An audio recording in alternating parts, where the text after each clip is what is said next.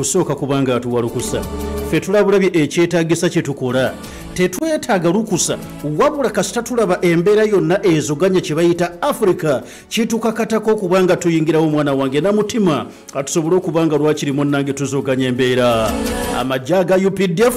omugagga kyavudde agalagira mugende Juba mukuume gavumenti ya Salva Kiir waliwo abayaaya abaagala ogiwunzika kale n'amajja omugagga agatutte agambye tugenze tuseevu Kiir tuli mu kibuga Juba bassebo ne bannyabo omanyi bugera ne mwogera kakati babatutte bakuba abantu eraale za gundi nalukoola baziremesezza amajja agandi badde gakola ebirala kati gaago agali mu South Sudan gakola mirimu baaba munnange njagala nkujjukiza ennaku ezivuddeko emabega kaawo sabbiiti egyo tukubye emabega wabaddewo okuzogana mu ggwanga erya South Sudan naye nkubuulira ne General Mulamba nga abasajja bakulu aba gavumenti ya Salva nga bamukutte era ekintu ekyatuuka okubanga kivumirirwa naddala bali mu opposition ne bagamba Salva Kiir atuuse okubanga bw'ati amenya endagaano gye twateekako omukono endagaano etabaganya enjuyi zonna ezaali zikayagana mu ggwanga erya South Sudan anti nga waliwo Riek Machar ne Salva Kiir nga buli omu alina ttiimu bwetyo neemukkiririza wakati mu kwagala okubanga lwakiri babasembeza ku mmeeza ey'okukkanya bakkiriziganya nti buli omu abeere n'ababedde mu gavumenti era tewabagezaako okubanga bw'atyo asoomoza oba okuzoganya abamunne ekyo kituyamba okubanga tutambulira mu ggwanga ery'emirembe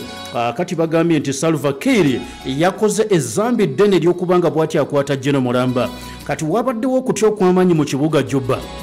era nga amawulire gabadde gatambula nti waliwo bajjeno abalina kye bapanga waliwo bajjeno abalina kye babala nti era essaawa yonna ojja tuuka okubanga owulira gavumenti y'omuntu omu ng'ewunzikiddwa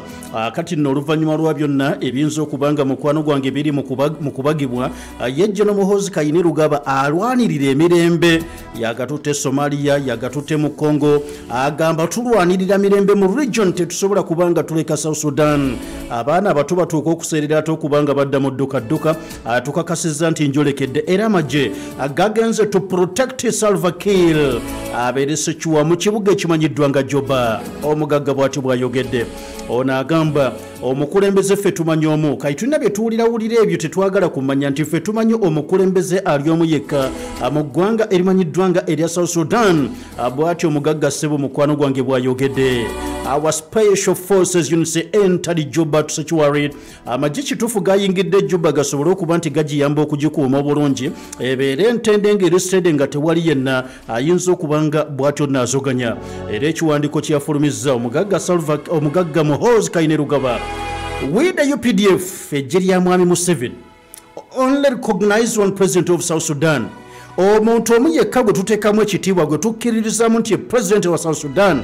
His Excellency Salva Kiir. He is our Funde, even in UPDF, because the younger brother Muzeyi Yoweri Kaguta Museveni wuliriza ebigambo mwana wange abasajja batwetooloola emmanga batwetooloola mu bugwanjuba nayo bali mu kulwana kutwetooloola munda mwennyini batwetooloola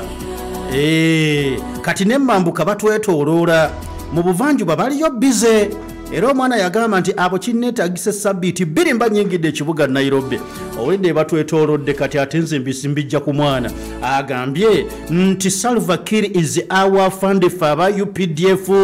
tumutwala nti naye kamanda waffe lwaki kubanga muto wa Muzeyi Museveni any move against him is a declaration of war against Uganda gwe wenna atondawo ekibeerabeera ekyokwagala okuzoganya Salva Kiir oba olangiridde lutalo ku Uganda. All those who commit that crime will learn what it means. Yenna agezaako okweyimba mu kukola ekivvembu ayagala okubanga bw'ati azoganya Salva agenda kubanga ategeera kyekitegeeza ojja kuyiga kyekitegeeza abaffe tuli luddawa omwana ono yatugamba nti yenna agezaako okubanga asonga mu Kagama olunwe oba olangiridde olutalo ku nze kamanda w'amagye ga Uganda yenna agezaako okubanga bw'ati azoganya baganda baffe aba M23 mu Congo oba olangiridde olutalo ku Uganda kati wulira ebiri mu South Sudan yenna azoganya gavumenti ya South Sudan aba atulangiriddeko olutalo kiki ekiri wano kyokka General Muhoozi yenna agezaako okubanga bw'ati akola ekivva kimanye nti tugenda kubanga tukkuba mukwano gwange engalabi nnaku bbiri emabega amagye gaffe gayingidde Juba We shall protect the entire territory of South Sudan like it was our own. Lye ggwanga tugenda kulikuuma lyonna nga tulikuuma ng'abakuuma eryaffe. General Muhoozi Kainerugaba aduumira amajiga ggwanga erimanyiddwa ng'erya Uganda. Ajjukira nti watuukira nno okubanga atugamba ebigambo bino. Ng'olowooza nti wano yabadde atutalizzanga ebiri wano olowooza nga tabiraba. Agenda okutuuka okwogera ku bifa e South Sudan nga ne wano amaze okuba ng'alaalika bafanda ababuulidde n'okubalabula n'abagamba mbalaba naye kamanda wa poliisi yenna oba obeere gwe osi obeere regional police kamanda mu bitiibwa byonna mu ranka zonna bwe mutaakole kye nabagambye kye mulina okunkolera ŋŋenda bagoba mudde mu maka gammwe. Wulira General Muhoozi Kainerugaba aduumira amagye ga Uganda. Mutabani wa General Museveni Yoweri Kaguta abuulwa kati mutabani we bw'atyo mukwano gwange avuddeyo n'atuuka okubanga ayisa statement eno egenda eri bakomanda abapoliisi yakuno. Yabagambye mu abapoliisi mwenna abanaalemererwa okuba ka Bobby Kibooko ashhadu an la ilaha illallah. Abapoliisi abagala okubanga mwefuula mbu kubanga mwe muli ba kitalo nnyo mwagala okubanga mwegulaagula yenna anaalemerera okubanga okubaka Bobby Kibooko n'abawagizi baako jakugoba ashhadu an la ilaha illa kati n'ogamba poliisi eri n'agiduumira onaaduumira UPDF kakati ate ayingira ddi ate kakati ate mu poliisi anja bagoba mujja kudda mu kyalo mulimu ennyaanya saagala muzannyo wano osaaga n'okusaaga gwe mwana wange. You must double up the batons and whips on Kyagulanyi and his supporters. Staggered mujeyo baton Kibooko bakube kyokka Muhoozi kandi bakube abadde atambula ne batuni emuga itandika kutambula na bbiri tewali muzannyo mu bukube n'abawagizi baako anaalemererwa bakuba bw'onoolemererwa okubakuba ngenda kugoba. General Muhoozi Kainerugaba ku mawulire g'enfuna wano agamba threatening to sack officers who do not beat up enough. Bw'olemererwa okubakuba ekimala oba ekimmatiza kifaanana kitya nayetaaga kubuuzaawo nale muwadanko nnyenje gwe nina okubuuza nti mukama wange kyabadde kitya. Policemen who do not beat up will be sent home. Abalemererwa okukikola mbazza waka. Jat is doing a great job. Abaana ba Jat bo bakinkolera, but we are not beating criminals enough. Naye abamanyi b'amateeka abakozi b'ebikolobero tebabankubira bulungi.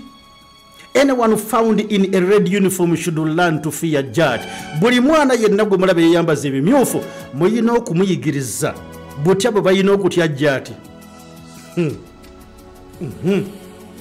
Kale ebisigadde naye bagamba nga akeeka wempe kawedde. Tukkiriziganye ngambye ebisigadde mbi bagambe ng'akalulu k'ekawempe kamaze okubanga kaggwa kubanga wembi kugamba ku ddakiika eno mujja kutya nnyo General Muhoozi Kainerugaba. Ate saagala mu mutye naye bwe nnaabigamba mujja mutya nnyo ate nga ye fast sana. Abaana gye bampadde emifaliso gya Rose Form. Mwami ebyo byona tebikutawaanya gula buguzi emifaliso gy'osanze. Nedda mami ffe twagala Rose Form ng'abaana abalala. Wulira abagisulako bagi